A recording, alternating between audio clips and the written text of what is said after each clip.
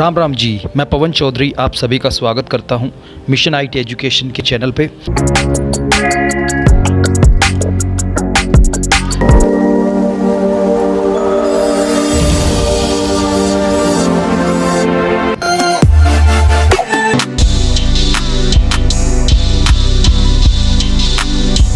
तो हम आज फायरवॉल के बारे में करेंगे। फायरवॉल आपको नहीं पता तो कोई दिक्कत नहीं, हम फिर से एक बार रिपीट करने वाले चीज़ें, ठीक है। और फिर मैं आपको फिर ये भी बताऊंगा कि जो फायरवॉल होता है उसको हम बाईपास कैसे करते हैं और क्या क्या टेक्निक्स होती है और रियल में 2021 की कौन सी बाईपास टेक्निक्स हैं, क्या क्या है उसके अंदर। सो ये सब चीज़ें करेंगे। और फायरवॉल कैसा एग्जिस्ट करता है, कैसे काम करता है, क्या इसका सिनेरियो होता है। क्योंकि एक फायरवॉल होता है वो हार्डवेयर आपका वो नॉर्मल 20,000, 30,000, 1 लाख, 2 लाख, 3 लाख, 10 लाख इस रेंज में आता है। तो कहीं ना कहीं उसको बाईपास करना अपने आप में एक बड़ी चैलेंजिंग फेस होता है, चैलेंजिंग मोड होता है आपका, जिस बेस पे आप उसको करते हो। वरना अगर फायरवॉल इतना जो महंगा होता है, इतना कॉस्टेबल होता है, तो उसके बेस पे उसको बाईपास करना इतना आसान नहीं है। तो आपके जो सॉफ्टवेयर फायरवॉल होते हैं वो इजीली बाईपास हो जाते हैं, कोई भी उसको बाईपास कर सकता है। लाइक मोड सिक्योरिटी का है, एक्मिया का है, ठीक है, या फिर आपका कोई भी सॉफ्टवेयर पे लगा रखा है, किसी वेब सर्वर पे लगा रखा है, तो उसको बाईपास करना थोड़ा सा इजी होता है एज कम्पेयर टू इसके, राइट। तो इसमें हम दो चीज करेंगे, तो बाईपास और दूसरा इम्प्लीमेंटेशन, ठीक है। जो इम्प्लीमेंटेशन है वो हमारा रिस्क मैनेजमेंट का पार्ट है, ठीक है। एंड पॉइंट सिक्योरिटी होता है हैकिंग के अंदर। मैंने आपको फर्स्ट क्लास में बताया था, जब पहली क्लास आपकी हुई थी बहुत पहले, तो मैंने आपको बताया था इसके अंदर आपका क्या क्या फील्ड होता है आपका रियल में, ठीक है। तो ये क्या नाम है इसका, सेशन 12, ठीक है। तो यहाँ पे मैं आपको दिखाता हूँ, आई विल शेयर यू कि एंड पॉइंट सिक्योरिटी वगैरह ये कहाँ पे काम आती है, क्या इसका मेन रोल होता है, ठीक है। तो मैं आपको थोड़ा सा दिखा देता हूँ, फिर आपको बेसिक आइडिया लग जाएगा कि हम किस चीज़ के बारे में बात कर रहे हैं, राइट। सो ये रहा, ठीक है। आपको ये दिख रहा है एलिमेंट्स ऑफ साइबर सिक्योरिटी।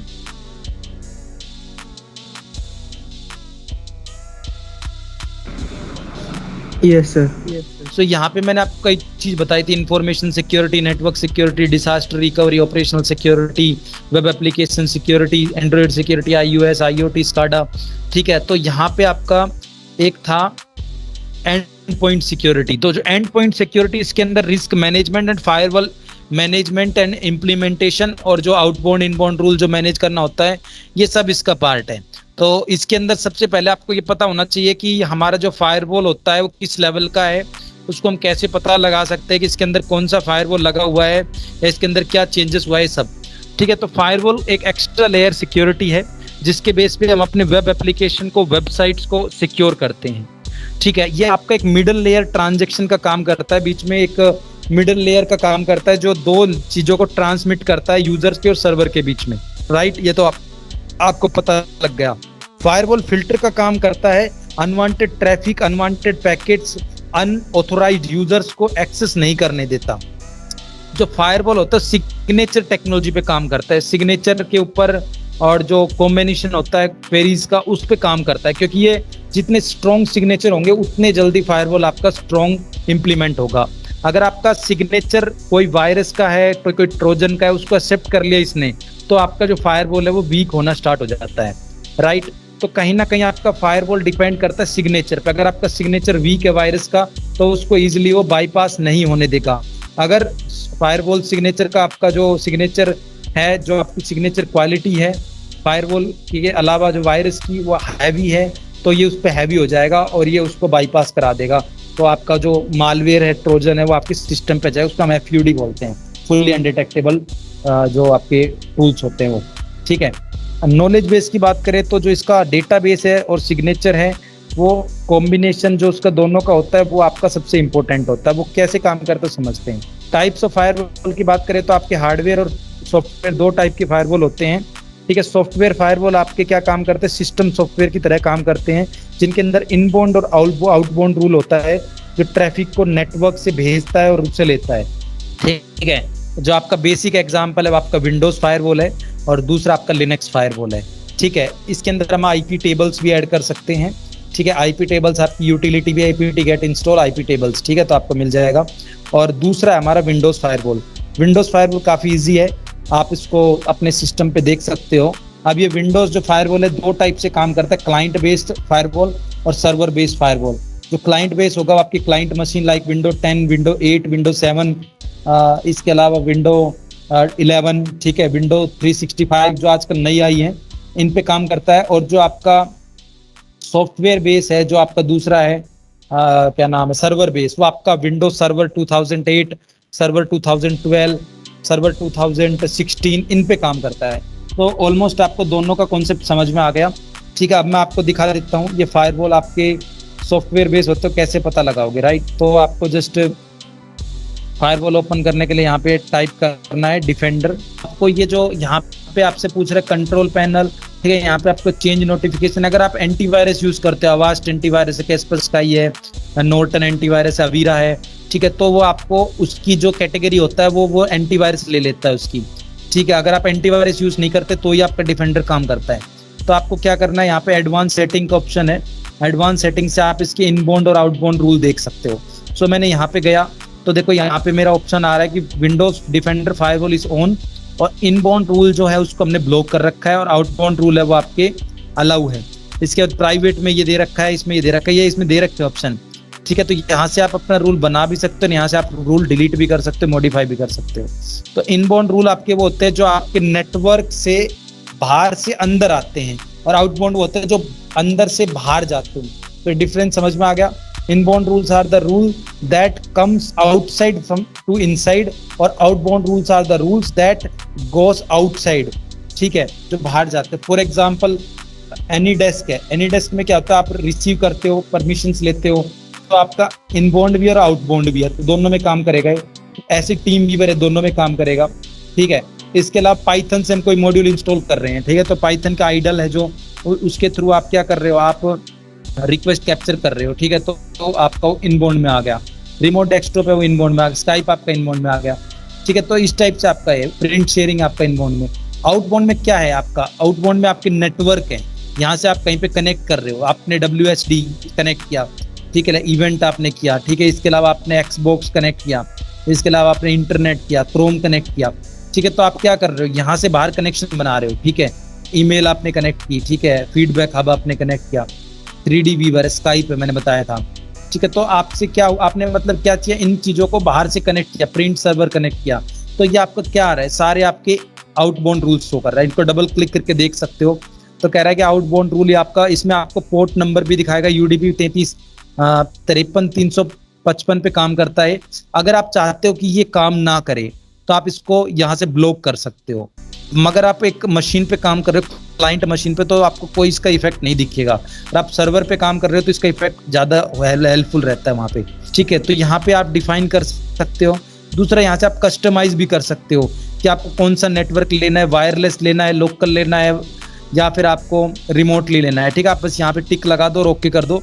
अगर आपको नहीं लेना, आपको नहीं पता, तो ऑल इंटरफेस पे ओके कर दो। ठीक है, इसके अलावा आपका पब्लिक डोमेन है, प्राइवेट है, या फिर आप किसी कंपनी में काम करते हो, फेसबुक में, गूगल में, या कहीं ऐसी बड़ी कंपनी में, तो आप डोमेन पे टिक लगा के डोमेन को भी मॉडिफाई कर सकते हो। ठीक है, ये आपके स्कोप हैं। स्कोप आपके दो टाइप के होते हैं, एक तो लोकल IP, एक रिमोट IP। ठीक है, रिमोट IP में आपको IP एड्रेस डिफाइन करना पड़ेगा। ठीक है, और लोकल IP में आप अपना नेटवर्क कनेक्ट करके डायरेक्ट लोकली भी ऐड कर सकते हो, IP एड्रेस डिफाइन करने की ज़रूरत नहीं है, राइट। सो ये आपके कुछ इनबाउंड एंड आउटबाउंड रूल्स होते हैं। ठीक है, इसको हम LLMNR भी बोलते हैं। LLMNR का मतलब होता है लोकल मैनेजमेंट नेटवर्क रिसोर्सेज। ठीक है, 3D व्यूअर, यहाँ पे 3D व्यूअर एनेबल कर रखा है, मैं इसको भी डिसेबल कर सकता हूँ। लोकल प्रिंसिपल देख सकते हो, रिमोट कनेक्शंस देख सकते हो, इसके प्रोटोकॉल्स देख सकते हो, पोर्ट नंबर देख सकते हो इसका। ठीक है, तो ये सारी चीजें आप यहाँ से चेकआउट कर सकते हो। ठीक है, मैनेजमेंट का पार्ट है ये आपका, रिस्क मैनेजमेंट का। ठीक है, अब आपको कोई रूल नहीं चाहिए, सपोज ये रूल नहीं चाहिए, तो I just disable this rule. Okay, ऐसे ही आपके सिक्योरिटी रूल्स पे जाओगे तो यहाँ पे आप नया रूल बना भी सकते हो। यू जस्ट गो देयर, यहाँ पे आपके अलग अलग ऑप्शन। आइसोलेशन का मतलब होता है जैसे आप कोरोना में आइसोलेट हो जाते हो, अब कोरोना वायरस हो जाता है तो आप आइसोलेट हो गए। तो आइसोलेट का मतलब एक DNS आपके डोमेन के अंदर आइसोलेट होना, मतलब किसी कंपनी के अंदर आप काम कर रहे हो तो उसका ही पाथ डिफाइन कर देना। ठीक है, तो यहाँ पे आप कंपनी का नाम डाल सकते हो, facebook.com, amazon.com, google.com, या फिर आप किसी कॉलेज में काम कर रहे हो ignu.ac.in, du.ac.in, ठीक है, तो आप ऐसे डिफाइन कर सकते हो। इससे क्या होगा, आपको डोमेन मेंबरशिप मिल जाती है। ऑथेंटिकेशन एक्सेप्शन के आपका क्या होता है कि आपको ऑथेंटिकेशन आता है, टू फैक्टर ऑथेंटिकेशन, या फिर आपका यस करने वाला ऑथेंटिकेशन, ठीक है, तो आप ये डिफाइन कर सकते हो। इसमें क्या होगा कि आप ऑथेंटिकेशन एक्सेप्शन कर दोगे तो आपसे कोई भी ऑथेंटिकेशन नहीं मांगेगा वो। Do not authenticate connection from the specific computer, ठीक है, आपको कंप्यूटर नेक्स्ट करोगे तो आपको कंप्यूटर डिफाइन करना पड़ेगा। तो मैंने जैसे नेक्स्ट किया तो यहाँ से आपको ऐड करने पड़ेंगे कंप्यूटर्स, ठीक है, तो आपने आईपी एड्रेस डालना पड़ेगा यहाँ पे अपने किसी सिस्टम का, किसी का भी, या फिर आप रेंज भी डाल सकते हो, यहाँ से यहाँ के बीच में है, ठीक है, और आप इसको ओके कर दोगे। तो जैसे आप ओके करते हो तो आपका इन कंप्यूटर से ऑथेंटिकेट करना बंद हो जाएगा। ये सर्वर टू सर्वर में भी आपको आईपी एड्रेस डिफाइन करना पड़ेगा। किस सर्वर एंड पॉइंट सिक्योरिटी में आता है, मैंने पहले बताया था आपको। तो ये कह रहा है कौन सा एंड पॉइंट आपका 1 और कौन सा एंड पॉइंट आपका 2, तो आपने दोनों को कनेक्ट करके नेक्स्ट कर देना है, ठीक है। जैसे आप नेक्स्ट करोगे तो आपके सामने रिक्वायरमेंट आएगी, उसमें आपको बताना पड़ेगा कि आपकी रिक्वायरमेंट किस लेवल की, आपका ऑथेंटिकेशन किस लेवल का है, कि आपको इनबाउंड और आउटबाउंड दोनों कनेक्शन चाहिए, या आपको सिर्फ इनबाउंड चाहिए, आपको सिर्फ आउटबाउंड चाहिए, ठीक है। तो मैंने दोनों कर दिया और नेक्स्ट फॉरवर्ड कर देता हूँ इसको। तो मैं जैसे फॉरवर्ड करता हूँ आपसे सी नेम मांगता है। सी नेम का मतलब होता है सर्टिफिकेट अथॉरिटी। तो ये जब कंपनी होती है वो आपको देगी, जैसे बर्फ शूट आपको देता है, सर्टिफिकेट होना चाहिए आपके पास। अगर आपके पास है तो आप ब्राउज करके उसको यहाँ पे ऐड करा सकते हो। जैसे मेरे पास सर्टिफिकेट है, तो मेरी सर्टिफिकेट का नाम है सेक्टिगो एड ट्रस्ट, तो मैं यहाँ से ओके कर देता हूँ। तो सर्टिफिकेट आ गया। इसमें क्या क्या आएगा, आपकी कब तक आपकी वैलिडिटी है, कब तक आपका ये एक्सपायरी है, ठीक है, और आप यहाँ से टिक लगा सकते हो। तो एक्सेप्ट ओनली हेल्थ सर्टिफिकेट, ठीक है, तो ये network access health certificate servers के लिए है। और एडवांस है तो आप कस्टमाइज भी कर सकते हो, ठीक है, बट हमारे पास एडवांस नहीं है तो हम सिर्फ इसको यहीं पे छोड़ देते हैं और नेक्स्ट करते हैं, ठीक है। तो आप जैसे नेक्स्ट करते हो तो देखो सब पे टिक लगा है ऑटोमेटिकली। तो कह रहा है कि आपके रूल कहाँ कहाँ पे अप्लाई करना है। तो मैंने डोमेन डिफाइन कर दिया, प्राइवेट कर दिया, पब्लिक कर दिया, सब पे टिक लगा दिया, ठीक है, और नेक्स्ट, ठीक है। अब ये नाम मांगेगा कंप्यूटर का। जैसे मैंने इसका नाम भी दे दिया, फॉर एग्जांपल मेरे कंप्यूटर का नाम है डेस्कटॉप,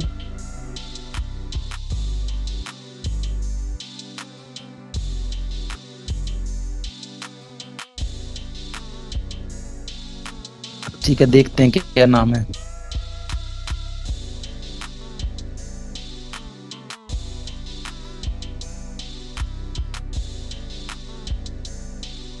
ठीक है,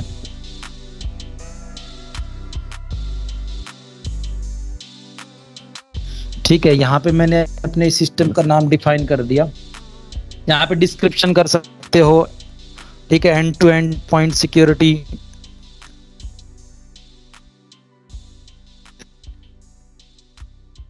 ठीक है, और आपको फिनिश कर।